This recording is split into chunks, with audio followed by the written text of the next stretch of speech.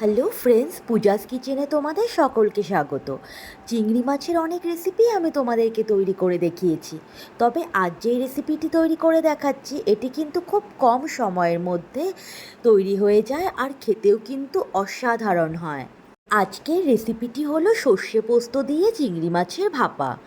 এই রেসিপিটি তৈরি করার জন্য আমি নিয়েছি 2 চামচ সাদা সর্ষে, 1 চামচ কালো সর্ষে আর 1 চামচ পোস্ত। একটি বোলের মধ্যে এগুলো আমি 10 মিনিটের জন্য ভিজিয়ে রেখে দিয়েছিলাম। এবারে একটি মিক্সিং জারের মধ্যে ভেজানো সর্ষে পোস্ত, 3টে কাঁচা লঙ্কা আর 1 চামচ লবণ আমি পেস্ট করে নিচ্ছি। সর্ষে পেস্ট করার সময় বা বাটার সময় লবণ ব্যবহার করলে কিন্তু তেতো ভাবটা হয় না। তারপর 250 গ্রাম চিংড়ি মাছ আমি ভালো করে কেটে লবণ হলুদ মাখিয়ে নিয়েছি। এবারে একটি টিফিন বাটির মধ্যে আমি প্রথমে মাছগুলো দিয়ে দিলাম।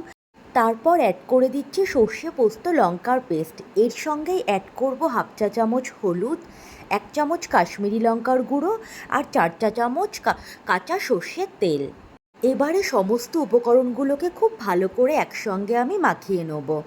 পূজাস কিচেনের এই রান্নাগুলো যদি তোমাদের ভালো লেগে থাকে, প্লিজ লাইক কমেন্ট শেয়ার করতে কিন্তু একদম ভুলো না।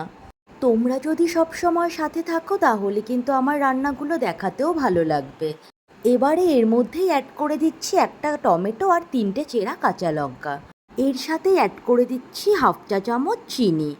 সর্ষে পোস্তর কোনো রেসিপিতে একটু চিনি অ্যাড না করলে আমার ব্যক্তিগতভাবে খেতে বিশেষ একটা ভালো লাগে না। সবশেষে আবারও 2-3 চামচ সর্ষের তেল দিয়ে আমি ঢাকাটাকে বন্ধ করে দেব। এবারে একটি কড়াইয়ের মধ্যে পরিমাণ মতো জল দিয়ে আমি বাটিটিকে ভাপে বসিয়ে দেব। তারপর কড়াইয়ের ঢাকাটাকে বন্ধ করে 15-20 মিনিটের জন্য আমি ছেড়ে দিয়েছিলাম।